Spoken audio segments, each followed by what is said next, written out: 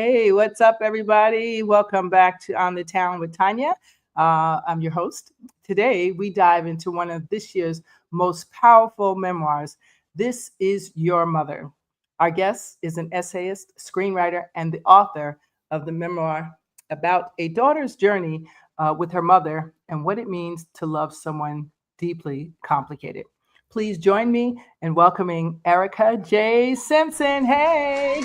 Hi. Hey. Thank you Hi, so Tanya. yeah, yeah. Thank you so much for joining us. I really appreciate you. So your book is out now. Yes, this is your mother, and we're excited. I cannot tell you it's a book you do not want to put down for many I reasons. know.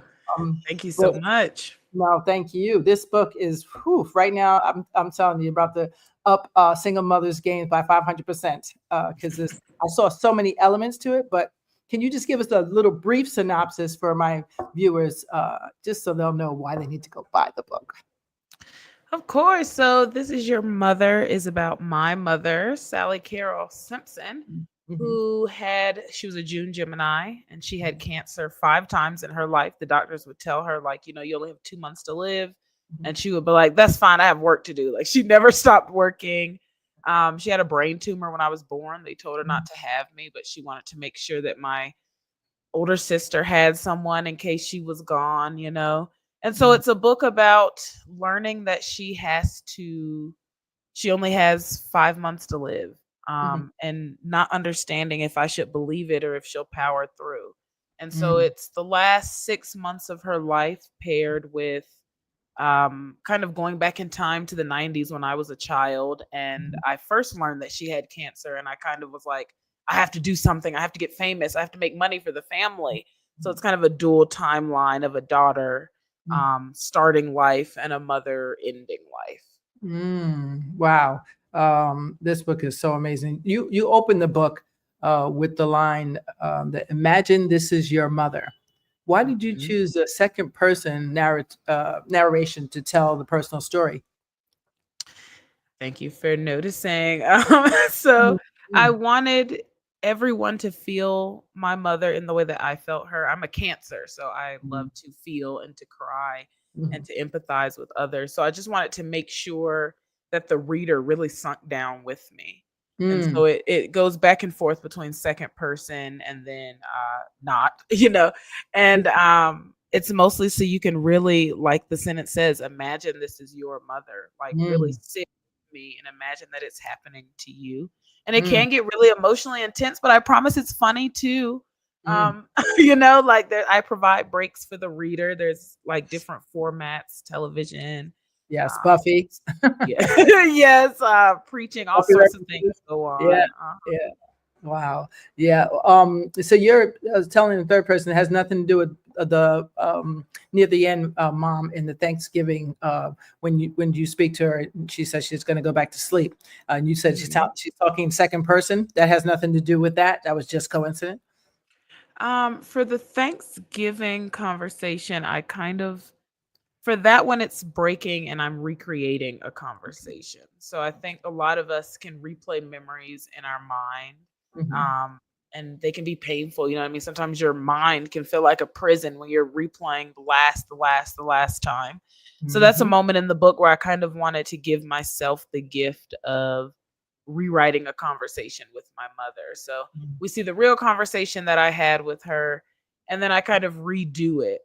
So like I said, there's a lot going on in the Hmm. book. I play with a lot of things. But you do it so beautifully.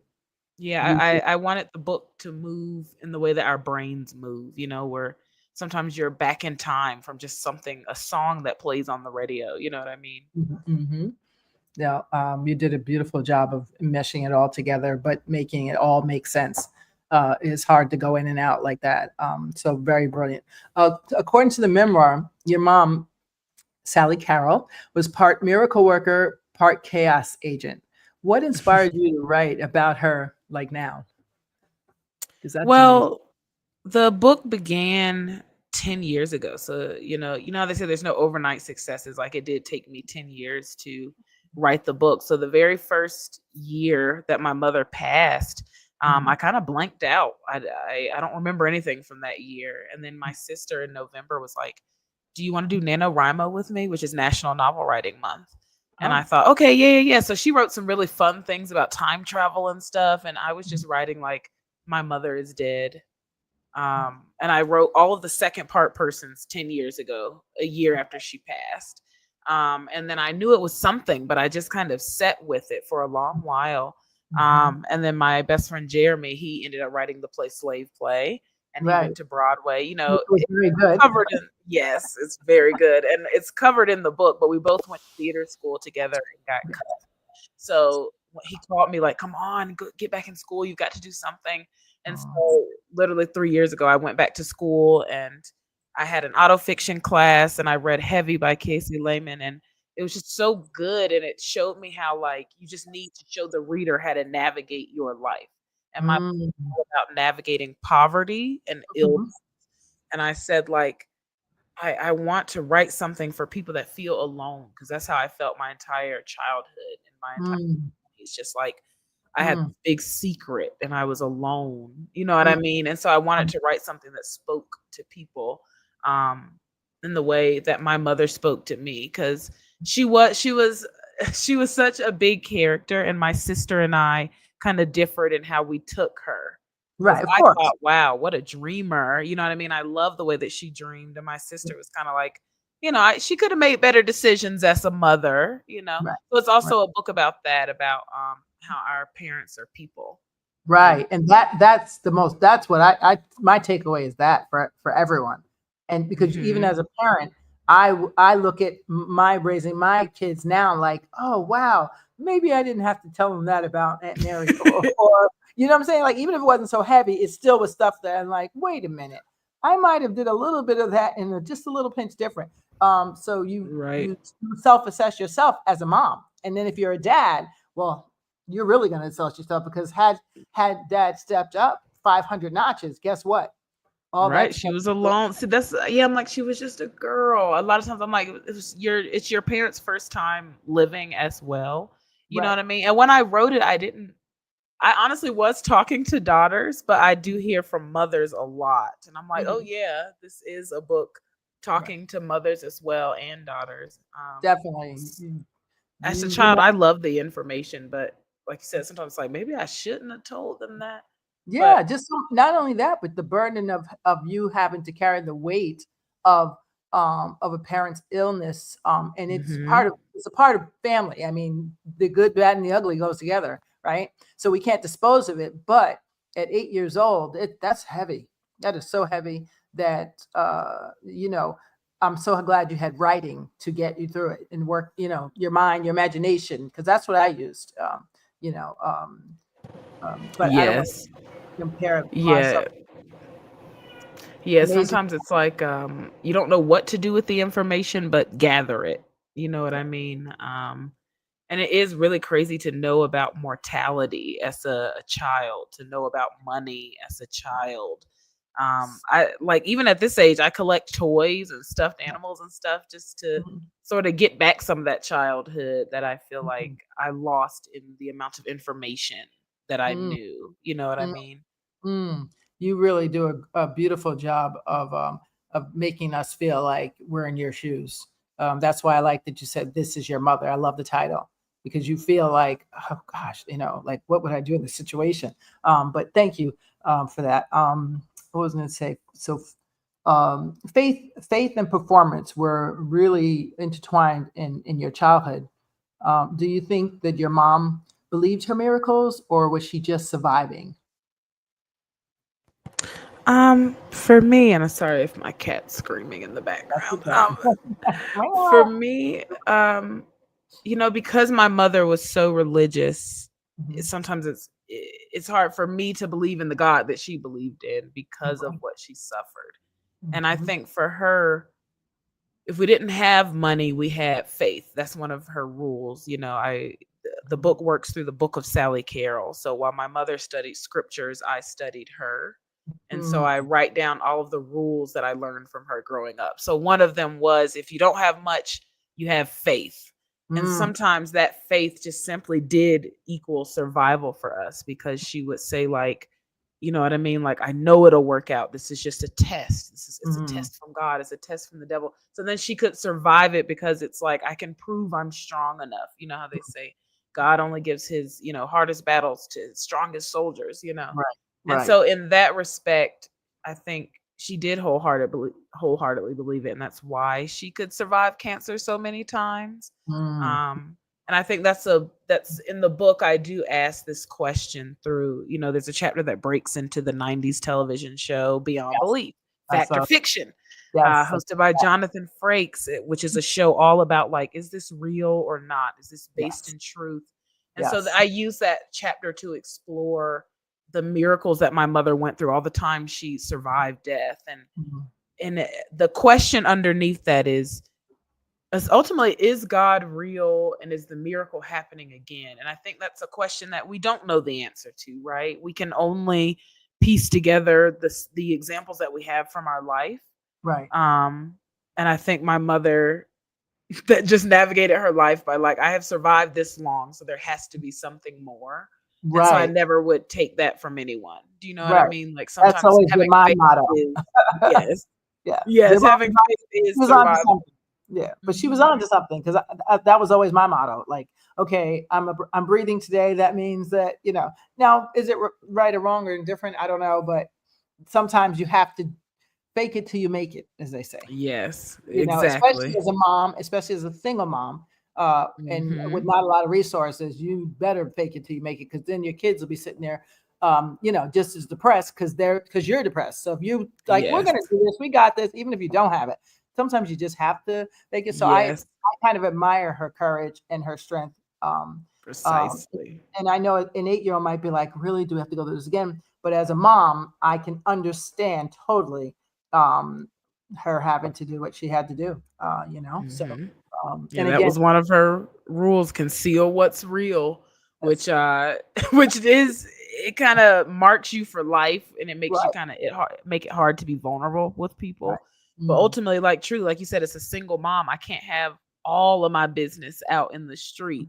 You can't tell people, like, oh, we didn't have anything to eat last night, because they could separate us. You know what I mean? That was our biggest fear, being separated, because the richest thing we had was each other. You know what I mean? That's why I was like, you have to stay close to your sister, stay close to your mother if you can. And that part right there about your sister, that's so important, and the fact that you had that, and your aunt stepped in for a little bit too, which was amazing. You know what I'm saying? Some kids in foster care, like I did. You know what I'm saying? So I didn't know that. Oh yeah, I'll share with you later. But those little pieces, everything resonated with me. But it was beautiful to see that when your family had to, they did try to step in. You know what I'm saying? They did their little part that they could possibly do. And the fact that your mom lived to see you finish college was amazing. I know, especially for her, who values education so much. I know that was wonderful for her.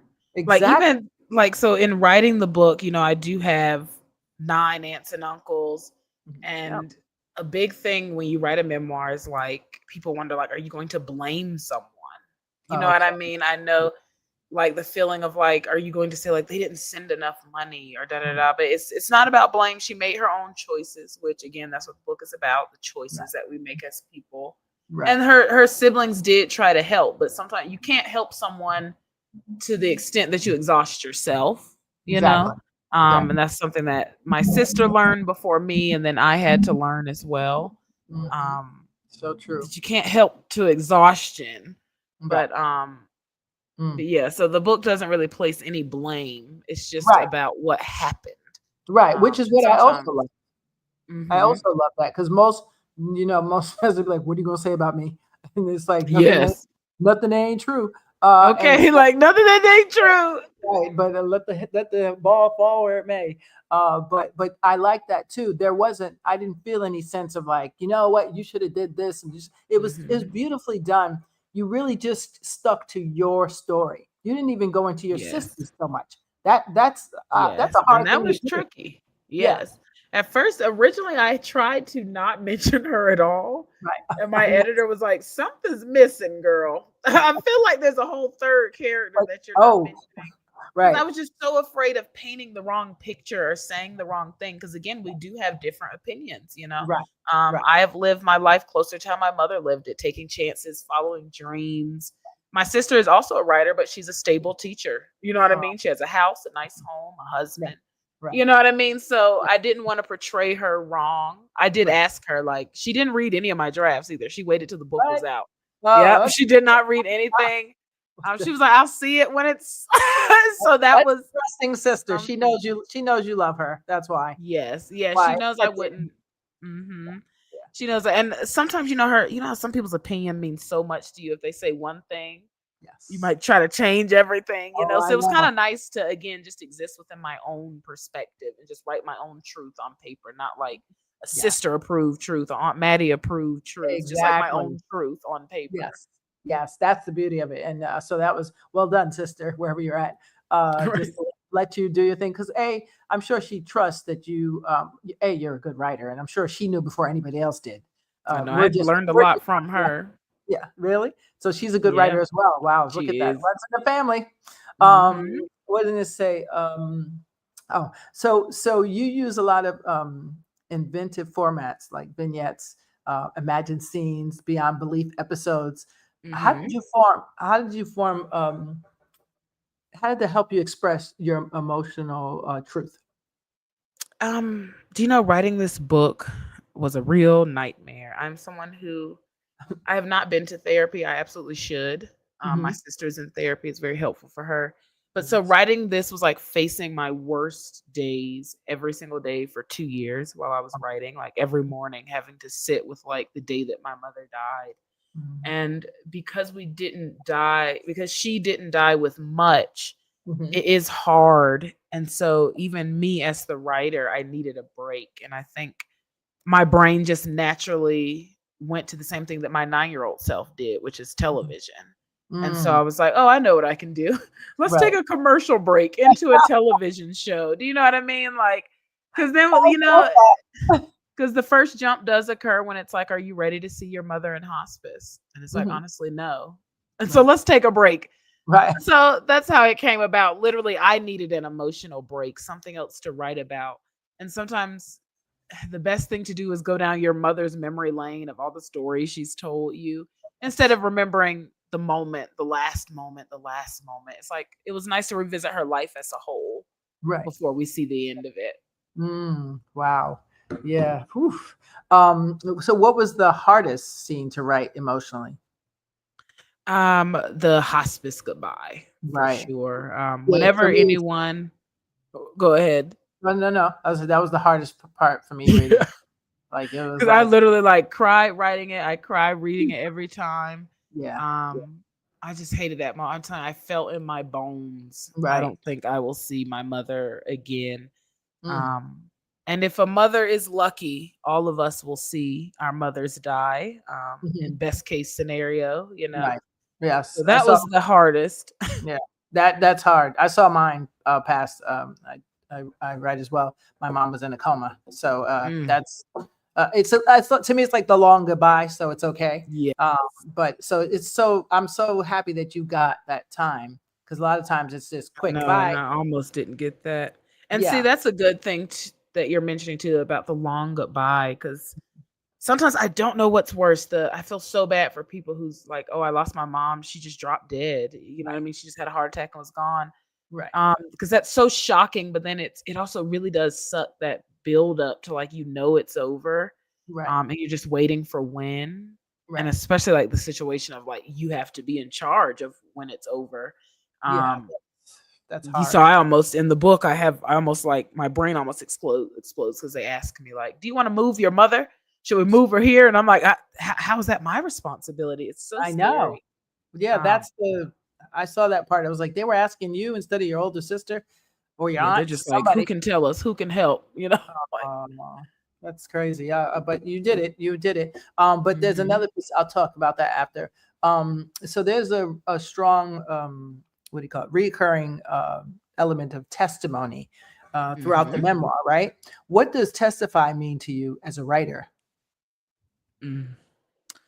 I think that's delicious. I really like the idea of a testimony and that it's a religious thing, but it's also a legal thing. That we go to church and we tell people our story and we create community from that, right? But then you also fight for truth, like in court, by sharing your personal point of view of what happened. This is my testimony. I swear in the court of law. So I kind of like that mix of religious and law. And for me as a writer, it felt like I could not move forward in my career until I had given my testimony, until I had given my mother's testimony. It felt like I was rooting myself like with my ancestors or something and sharing my mother's story because that's all she wanted. She always wanted to connect with people. And I think even going forward as a writer and what I do, I love that people know me from this book and know my mother. I love hearing people say my mother's name in the year 2025. Like that fills me with warmth and joy. It makes her feel so alive. So for me, this whole book is just like my testimony. Like I lived, I'm alive, I survived it. You know what I mean? Like my mother got the baton forward. And I'm so proud of that. So for me, I just wanted to open up my career by sharing that testimony and hoping it reaches others. It has. It definitely has. Oh, I meant to tell you something. And this is just a surprise. I was sitting, eating at a place, I'm visiting my grandson. And I was eating at a place all the way in London. And guess what happened? Some lady saw me reading your book. I was remember I told you at the end. And she says, I heard good things about that book. She says, I'm opening a bookstore. What?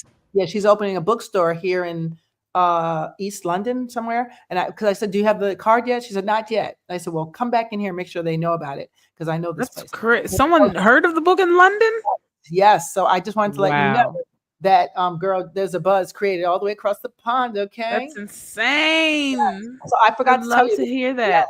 Yes. So I'm so excited I was like, wow. Because I was like this. That's so wonderful. I was trying to get my last little 10 pages in, and I was like, and she was like, that book I heard good things about. Are you enjoying it? I said, enjoying it. I said, I don't want to put it down. I'm kind of pissed that I'm like, I need part 2 ready to go. I need a film version 0.10. Thank you. I need all that. I'm working on it, girl. I'm working on it. Because the visual in this would when I think of not quite Precious, but when I think of Antoine Fisher, when I think of just certain stories. Yeah, it would be so magnificent to see this. Yeah, I love hearing Mother in London. I love hearing people hearing about her. I love the idea that she could come to life on screen. Like I'm telling you, just don't know. It's like bringing her back to life for me. Yes, you know what I mean? Exactly. Making her just as present as she feels in my mind. And I hope everyone who's lost someone knows that the people are so present around you and within you. Yes, we're made of them, Yes, thank you. That part, I'm going to get to that later. Do not let me forget about that. That's the end part of okay. Oof, that's the end part. Do not let me forget because that's everything for this book. Okay. Everything. Okay, so your story is rooted in South Decatur, Georgia, right? In particular, how did the South shape the story that you was able to tell? Oh man, the South shapes everything, doesn't it? That's what I'm saying. I love the idea that my mother migrated the wrong way, that we went from North Carolina deeper south to Atlanta. And I love the backdrop of her childhood, that she grew up against the tobacco fields, and literally her parents were sharecroppers. People think that history is so old, but my grandparents were sharecroppers. My aunts and uncles would miss school sometimes so they could pick tobacco and vegetables in the fields, which is of course owned by white people. And so you pay them with your labor to live in the house. So all of that shapes my mother, who runs to the city, right? And the big city is Atlanta. So she's shaped by that kind of farmer past and being like, I want to be bigger. I want to go further. I want to reach more people. And then my childhood is shaped by city buses and honking cars and skyscrapers and 5 Points and the smell of those almonds in Mhm. sugar in the mall, you know what I mean? And people Yeah, rapping in high school, because my childhood was all about like who can get famous from rapping, like in I the saw South. that. Like, yes, like we came up with T.I., Fabo, The Little group, John and the the East rapper Side group. Boys. Yeah, so it's like everyone was rapping. So that's so interesting. The difference of our backdrops, and then me wanting to go to the big city for me, right, which would be Chicago. And so I actually did go up north, and then I found that I was black up north too. You know what I mean? That like you're still in the United States. And Right. so yeah, Yeah. I love the South. I miss it. I think sometimes people act like it's like this really backwards place, but Right. honestly, at least they always say you know who's racist in the South. In the North, they hide it. So I Yes. feel And very that, fortunate to have grown up in the South. yes, it is. There's many blessings to that. Absolutely. My forever mom was a Georgia peach. So I'm biased on that one. Has writing this book changed the way you see your mom or yourself as her daughter? Mm, that's a great question. I think yes. It was nice to go through her papers, to Mm. look at all of her licensures and look at her handwriting in the margins of books. I had to talk with my Aunt Maddie before I decided to not ask so many questions. I did ask my Aunt Maddie something that I had wondered for a long time. So in the book, I talk about how my mother sent me letters, and my Aunt Maddie held them. Hmm. And I had to ask her, is it true, or did I make this up? Did my mother make this up? Right. Just on conspiracy theory type stuff. And Right. she said, yes, I did hold the letters. You Oh, were 8 years old. You know what I mean? oh, She's like, you were 8 years old and your mother talked to you like an equal. So she would be like, girl, they in here doing this. I'm hearing people, whatever she was saying in those letters, she just talked to me. She gave information as if she gave it to a best friend, even though I was oh. only 8. And so my Aunt Maddie just made the decision, like she doesn't need to know everything. Right. Um, and so there's things like that that I learned, and I learned that like when my mother did come to get me from my Aunt Maddie's house, so I stayed with her for a year while my mother was in jail. Yes. I Yes. learned that when my mother came back, she also came to get me because the child support checks would have stopped if I didn't live with her. And that Okay. spiraled me out for 2 weeks. My Aunt Yeah. Maddie was like, little do you know, like she just said it really fast to me. Right. And it really Right. spiraled me out, and it made me feel like, oh, did she want me back, or was it just for a check? Right. Um, That's and I hard. almost Yeah. felt like yeah, and I don't have anyone to talk to. I just have her pictures on an altar. And so Right. I think I had to sit with her spirit, Mm, to be honest, and kind mm. of mull over, because I'm 36 now. And it's Wow. weird to think, the age, like that's how old like Aunt Maddie was when she was taking me in. And so Wow. when I thought about it, and you just have to think two things can be true. You know what I Right. mean? Like, yes, we need money, but yes, I am also the apple of her eye. Like Yes. me and my Absolutely. sister, yeah, like we were I her mean, most prized possessions. yes. Yeah. And that because, in my opinion, that because in the book, when you talked about that she just wanted to have something left for you guys in the lawsuit and it didn't pan out, I could, as a mother, I could feel her heart sink because you're thinking, if Mhm. as a mother, I'm saying, I'd be thinking like, this is the last opportunity and this can work. This is it. This is what I'm going to leave them something, $5, $10, whatever it is, right? Yes. Find out you didn't. Now it's like you feel like, as a parent, you feel like you failed, and so we don't want to tell Mhm. you that, right? So I Yes. can totally, that whole scene is absolutely believable for me, because as a mother, I felt all of it. Yeah. But I It's will hard tell you to this, leave as a mother as something. well, she loved you. I can tell you that without a doubt. Yes. And it wasn't Yes. just about the money. Maybe the money would help in some way, but trust me, it wasn't just about that. That's when you have your kids and you really love them, and she loves you because she didn't say, "I'm going to have a baby and then put it in foster care." That's Yeah. that's that's a good clue, right? That's a Yeah. pretty much clue. And she kept fighting to get things right, right? Yes, we So were her motivation. yes, yeah. I mean, honestly, I really think you guys were the reason she kept. I'm going to get out there. I'm going to get this business, Yes, and my girls, my I like girls. that she didn't give up and say, "Well, forget about this business of mine." She kept that dream alive, boy. She was not playing, even when they were like, "It's back." She's like, "Okay, well, let's just get this Yeah, over she with would so I keep can get going. back." She Yeah, was That's why she's such a role model for me. Because I'm like, she just kept going, like, just keep trying. She would say, you got to do it once to do it twice. Like, just Yep. try, even if you fail, because now you've done it. Like, and that just is so Exactly. motivating to It me. it really Um, is. It and really so, is. like, when we talk, like, when she feels so bad about that money, originally this book was called What's Left, because Mm. when you don't have a lot of money or family heirlooms and stuff, after she Yes. died, I was like, well, what's left of her? Mm. And what I learned is that, like, all the good stuff, the DNA, her Mhm. brain, her charisma, her uniqueness, like, all of that is left within both me and my sister. And And so, that's beauty.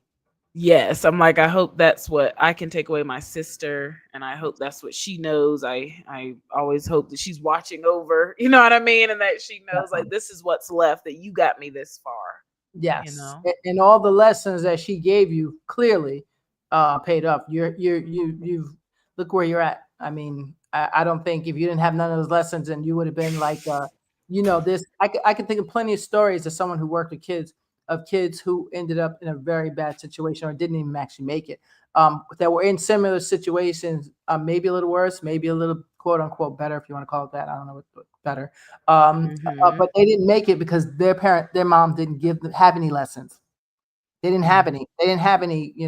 And this is another reason it's called This Is Your Mother, because I'm like, I can give these rules to everyone. You know what I mean? Like, I can tell everyone, like, don't worry, they can't kick you out to the third month. You know what I Right, mean? Like, don't worry, right. just go get the food stamps, you know? Yes, And that that feels good, you know, to be like, it's your mother too. Like, we're all in this together, you know? yes, exactly, exactly. So, you describe well, I hate to say Sally because it's your mom, so I was like Miss So and So. It's usually what I say.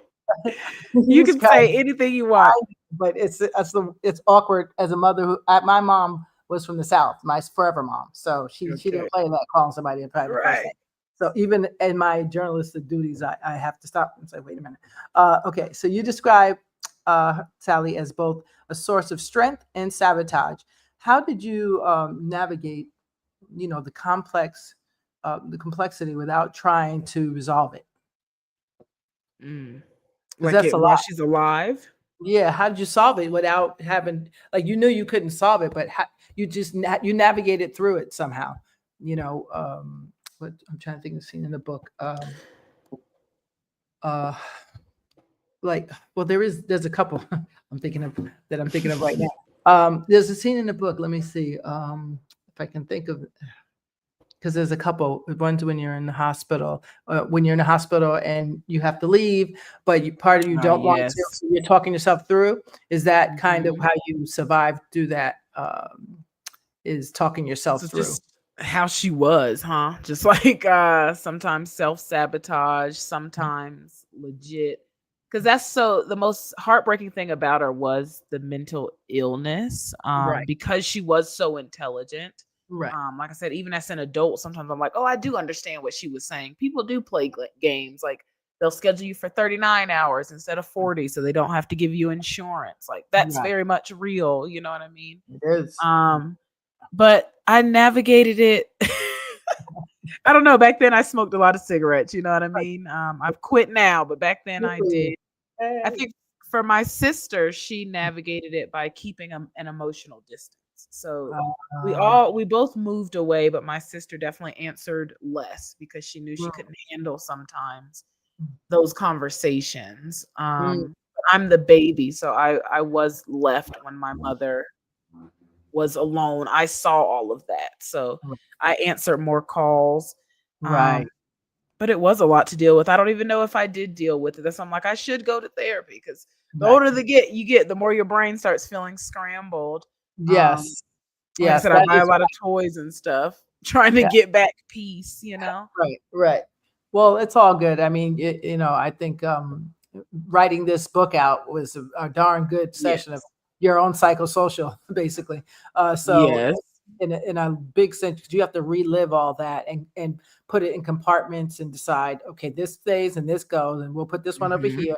So it's sort of in a, I don't know, Yeah, there was strange. definitely parts where, like, my editor I would turn in something, I'd be like, "Yeah, so then in freshman year of college, so then after college," and she was like, "Wait, what happened in those 3 years?" And I was like, "What Mm, do you mean? Nothing."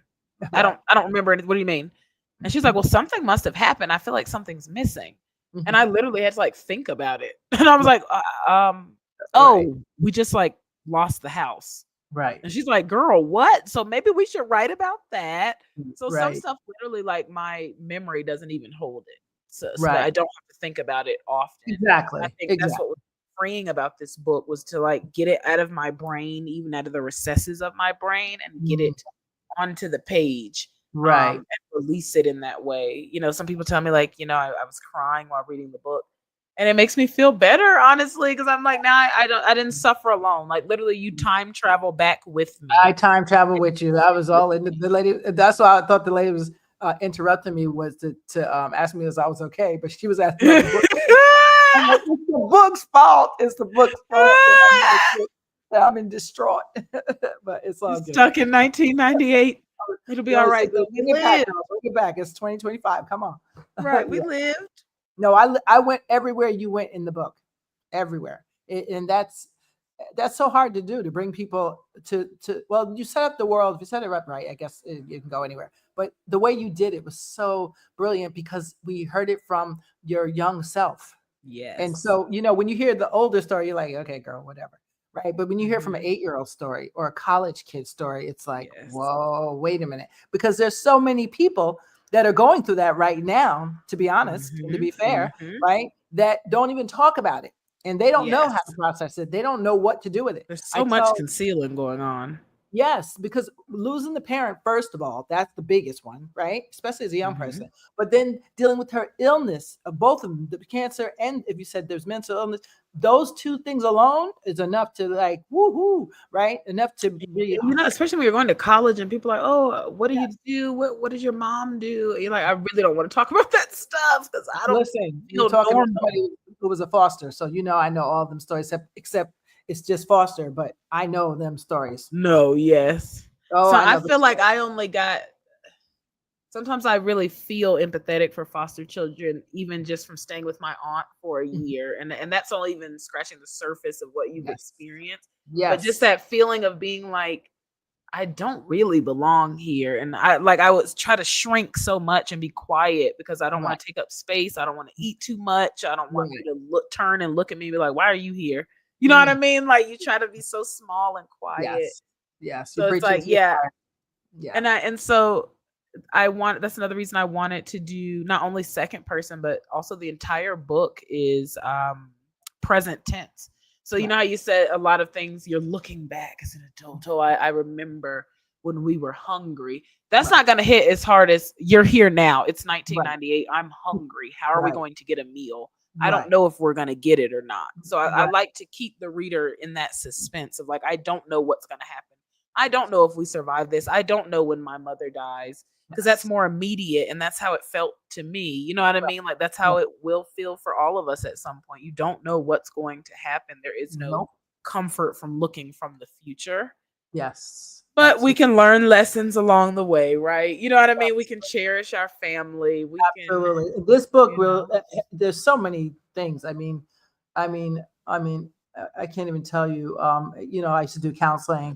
I worked with adolescents. I worked with foster youth. So I see so many elements in this book of why every parent should read it. Every single mother should definitely read it. Oh, thank you so much. Everybody should read it because there's elements that somebody will pick up something from. So even if you're not the kid who's losing their mother to cancer, you might be the teacher who, in the case Oh, where your mom mhm, needed empathy, or the trained person or the cab person, whoever it is, you might mhm. say, I had a cab driver do something nice to me once when I was at NYU.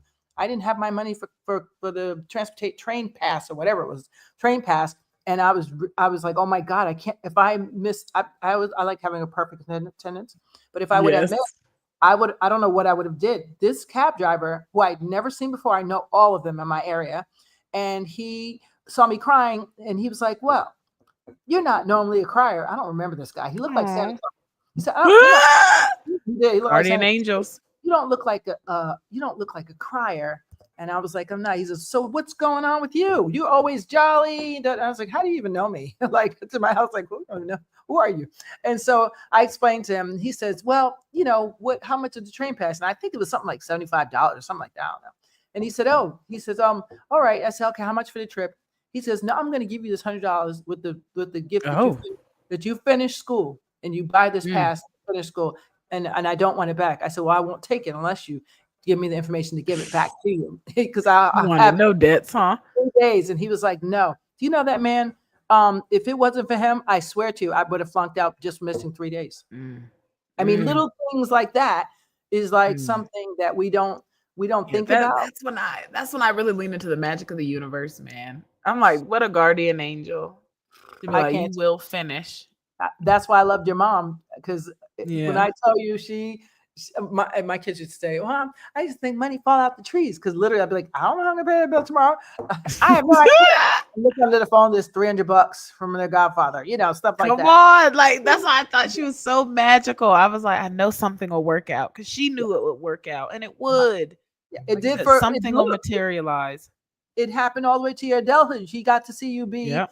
graduate college. That's unheard of for that Yep. In long. another city. You know what I Yeah, mean? Yeah, she was yeah. supposed to be out of here in probably like the 90s. You know? Exact. So there were She miracles really going on. taught me to believe. Yeah, she really taught me to believe. Wow. Trust in the universe. Yeah, well, you do have to. I do believe that sometimes you just have to let go. And if you don't believe in God, just let go. Yeah. Yes. Like just Let God, let go. I say let God, but if you don't believe him, that's cool. Just let go, because the universe is going to do what it does. And if you do what you're supposed to do, it will not fail you. It There's won't an fail you. Octavia Butler book, Parable of the Sower, where she says one of the main characters makes up her own religion. And she says that God is change, because change is just simply the one thing that we can't control in the universe, but like riding it out helps us get further in life. And I love that, because sometimes it just is change. We are getting evicted, or you do have to change homes, but it's like you're stronger because of it and you survive the change. You know what I mean? And that's a cool way to think of it too. Wow. Just like God is change. Like Yeah. just keep updating, keep transforming. You know what I mean? Keep growing, keep Yeah, no, changing. that's amazing. And your mom, I wish I could have met her, because the way you brought her to life. Y'all would have been talking for hours, trust me. Forever. Like, could you quiet? They're thinking about their next business. Yeah. No, Oh, y'all would have been talking. Her character, and I keep trying to think in my head, who could play her? Because Who do you she's think? I'm gonna keep thinking about that, because there is somebody, but I couldn't remember who it was. I got to look through my actress list. But man, I tell you, that character, when she comes to life, we're gonna want her back for sure. For sure. I know. I keep forgetting that someone could play me as well, because I'm just so like, who could That's be mama? right. Who could be mama? But yeah, and again, remember, it spans through the ages too. So Yes. I would love to get her on screen. I really got my fingers crossed, because this is just a message that, like you said, it could be a classic survival story that it really go is. forward, and I really hope touches just as many people as possible. Yes, well, it touched me and this woman over here. So you got at Thank least you so two of us much. that I know of firsthand, and I'm sure you guys, my viewers out there, if you can, where would you like them to buy the book? Is it at Amazon, or did Simon and Sister? It doesn't matter. Yeah, you can, if you don't want to support anything else, you can do Bookshop. Okay, Bookshop. Yeah, but it's on Simon Schuster, Goodreads, Amazon. It's an Amazon editor's pick. Yes, and you can go into a store. Yes, because that's what I did. I didn't know, because I went to go order one place and it said it'll take 8 days and to get out, and I was like, 8 days. So I said, let me go into this little bookstore, and I went in there and she said, oh, we can have it for you tomorrow. I was like, tomorrow? She was like, tomorrow, and she had it there the next day. I was like, well, okay. Sometimes I really forget that this is out in the world, that you can just go to the store and buy it. That's really crazy. Yes. It's amazing. I mean, I was so happy. You never seen happy till she told me, oh, it'll be here tomorrow. It's so much better than reading a PDF, truly. Yes. Well, I mean, there's something to that too. But the book, I like turning pages. It just makes me. Got my mother's handwriting on it. Oh, is that what it is? I was going to ask you about that. Oh, this is one of the letters she wrote me in the background. Really? Oh, because I just wanted it to be personal. Her picture, right? That's her. It's not her picture, but it looks really similar. Yeah, it looks really similar. But that's I wanted just a personal touch, and I love that they added her signature. Beautiful. I love like her real handwriting. You know. Yes, it's brilliant. This is every book. Wow, what a brilliant cover. What do you want readers? What do you hope the readers feel after reading This Is Your Mother? I hope that they leave feeling emotionally journeyed and Mm, cleansed. I hope mm, that readers leave feeling like they have more of an understanding of themselves and their parents as three-dimensional people. mm, Um, that part. and that we have to enjoy life and not judge each other so heavy because we're all living the first time. So I'm just Mm, hoping that if your mother's alive and things aren't so bad, people call them mothers or the daughters. And yeah, I just want people to leave feeling like they've been through the journey and they survived and we're all surviving mm. and Wow. have love for each other, of course. Mm, mm. And is there any special things you think single moms, because I see it, single moms and dads who are not helping those single moms could get out of this? I think there's a lot for single moms to get out of it. You know, they Yes. say that when you're raising a child is like a glass vase. Mm-hmm. And that no matter how hard you try, you're going to leave fingerprints on the vase. Mm, So mm, you shouldn't beat yourself up because there's going to be marks. It's fine. You know what I mean? mm-hmm. Um, Mm. so I hope that they leave feeling not so pressured.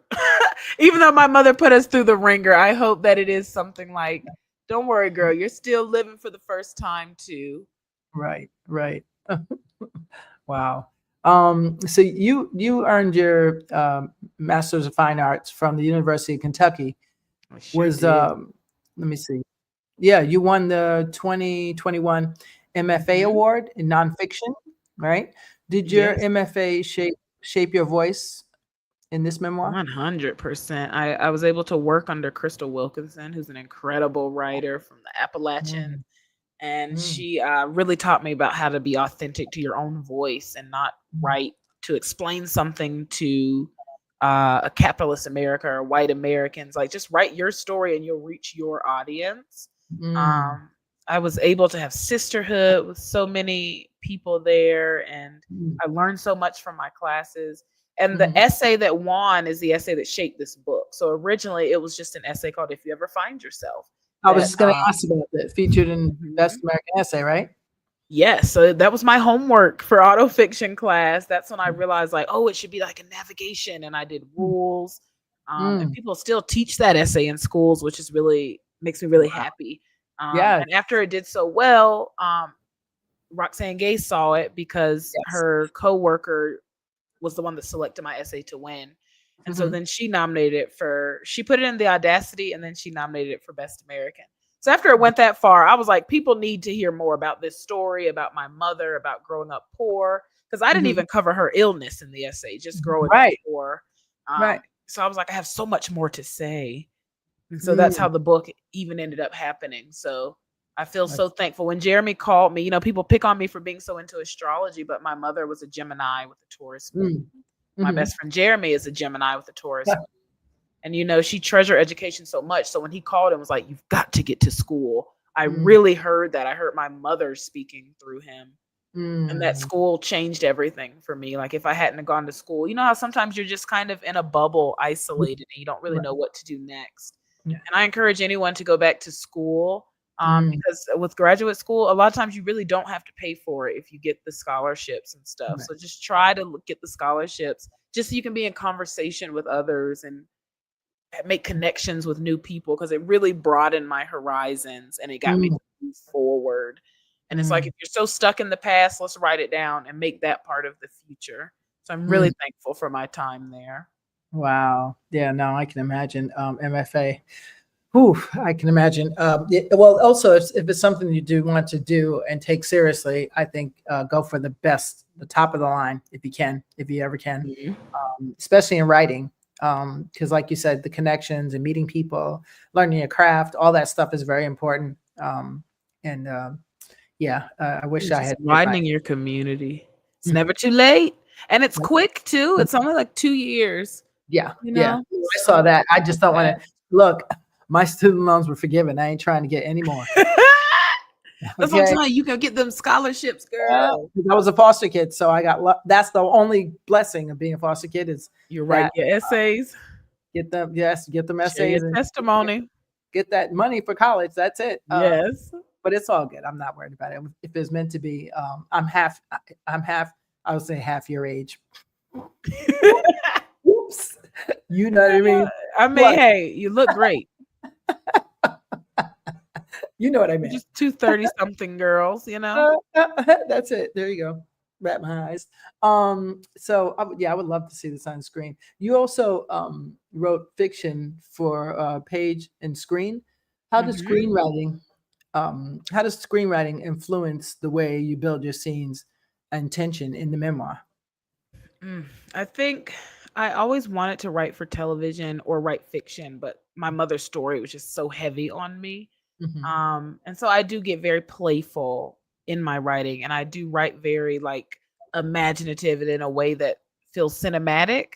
Hmm. Um, I had to cut a lot of music that I wrote too because I love using music in books, but you got to pay for some of that stuff. Yes, Um, that's great. so now Wow. I'm hoping that I can write more and be more creatively free now that I've freed the nonfiction out of my body.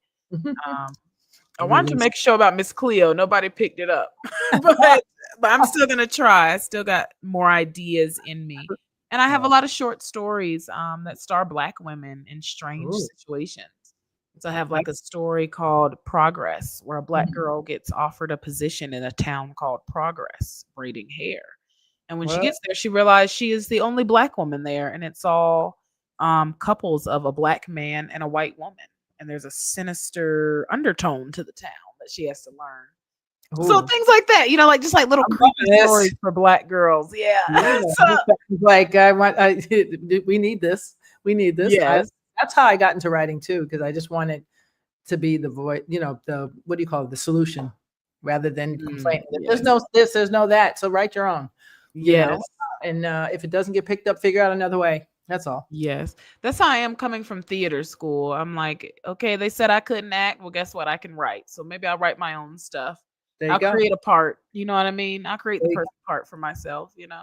That's it, and that's all. That's usually the best vehicle anyway. Um, Mhm. so I only have just a couple more questions for you. I know you got to Yeah. go. So you're a Southern girl right now, living in Denver. Mhm. How has that shift in geography affected your storytelling perspective, or has it? Um, mm. I feel Southern wherever I am, and then I Mm, move around a lot, which, I really don't have a childhood home. The longest I lived anywhere was in Chicago in that Polish apartment that I got for myself. And that was mm, just what, 8 years, 7, 8 years. mm, Um, and so I move a lot. After mm, Chicago, I went to San Francisco with my boyfriend, and he got a job there, and we loved it there. But then COVID hit. So I was in Kentucky for school. So we lived in Kentucky. And then we mm. came to Denver because he has family here. So I think because I was evicted a lot as a child, it's easier for me to pick up and move. I'm like, yeah, let's go. You know what I Trust. mean? I'm used to like those kind of quick changes. And then, like I Hmm. said, you also learn kind of like, oh, I'm Black wherever I go. You learn to be like, what's the demographic of this neighborhood? But Right. Yeah. for the most part, I'm enjoying it. I love being in nature. Right. Um, I always love the South. Like I said, it's such a beautiful place. It But I'll is. always be Southern wherever I go and have those kind of. When I first came to Chicago, I was trying to talk to a stranger, like, "Excuse me," and she was like, "I don't have any change," and I Oh, was like, really? "Oh," because I'm so used to just like being friendly and talking Right. to people. Right. That's So me. those are the biggest changes, like when strangers aren't as friendly and things like that. But Yeah. I think I'm doing all right. I think I'm especially equipped to pick up and go to a new location. Now I Yeah. get weird. I don't like change. I can't go Right. foreign a lot. Like Right. when I saw you in London, that was incredible. That was You know what I mean? That was my first fun. time out abroad. Um, but yeah, I That feel was equipped at Yeah. least. Yeah. Well, you've done well for yourself, is what I'll say. And trust me, you're speaking to the choir. Remember, I was a foster girl. And so I've Mhm. moved many times. I was kind of count up how many times I've moved in my life, and I was like over 30 at God, least. I mean, just wait. Jesus. Yeah, I mean, And the too many. amount of change in schools Yeah. too. So this book resonated with me for that reason of Mhm.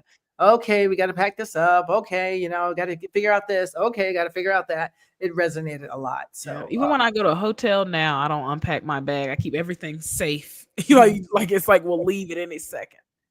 Jeez. I do some of those things. I had to stop. And my kids kind of beat it out of me, so to speak. Aw. See, You they can cannot. kind of help break those curses too when you start Yes. your own family. Yes, yes, and that's why it's important to get the therapy before the family. Very important. Right, No, because exactly. things will pop up around the age group that you were. So Yes, that's that's how I feel. yeah, yeah. But it's all good. The kids are the best lessons of like, okay, I could have did this different, or I could have did that different. Mhm. And you learn. Yeah. You never know My until they're in their 50s or 60s. my niece is so healing for me. I love just to play with Oh, her. I'm I really know. she's 5 now, so I'm really cherishing the last bits of her childhood, just reliving mine through her, just to Oh, play. It's so she's nice. lucky. She's a lucky girl. She's got an auntie that believes in dressing up as whatever Halloween and Oh having a yeah. good time. That's a Halloween's good. real big in our That's house. that's awesome. So the best tip that you can give a new writer that's watching today. Mm. I would say to follow what you're passionate about. Don't try to force something that you think that you should be writing. Like this is very popular right now. Like follow what's driving you. Hmm. And to be honest, if you're not in the mood to write, don't write. I know that sounds crazy because they say like sit down in front of it, which is absolutely true. But Right. sometimes you can't force it. There's like something you need to experience or see. And there's moments that it will simply flood out of you. So you don't have to force it. Just follow what you're passionate about and write when it flows, you know? Hmm. It's the Exactly. best I could say. Wow. And be honest to yourself. Don't ever write for someone else. You don't have to explain. Of course, clarity is key, as Crystal Wilkinson would tell me. But just make sure that you're writing authentically. Mhm. Clarity. Clarity is key. And so last time, let's see, guys, you can find the book, Simon and Mhm. Schuster, Goodreads, Amazon. Where else did you say you have? Yeah, is it on your website? Is it on Bookshop. Yep. You can go to Bookshop? my website and all the links are there. That's ErikaJSimpson.com. that's right. Tell all your friends about it. Erica J Simpson, J Uh-huh. Simpson, ErikaJSimpson.com. Simpson.com. That's it. I had to And get it right. spread the word. Spread the good gospel of Sallie Yes, Carol to all your friends. yes, guys, Learn how to please. cheat death and how to Yes. survive poverty. Cheat death and survive poverty. Um, Yes. yeah. So, guys, let's see. Anything else you want to give us before we go? Let's see.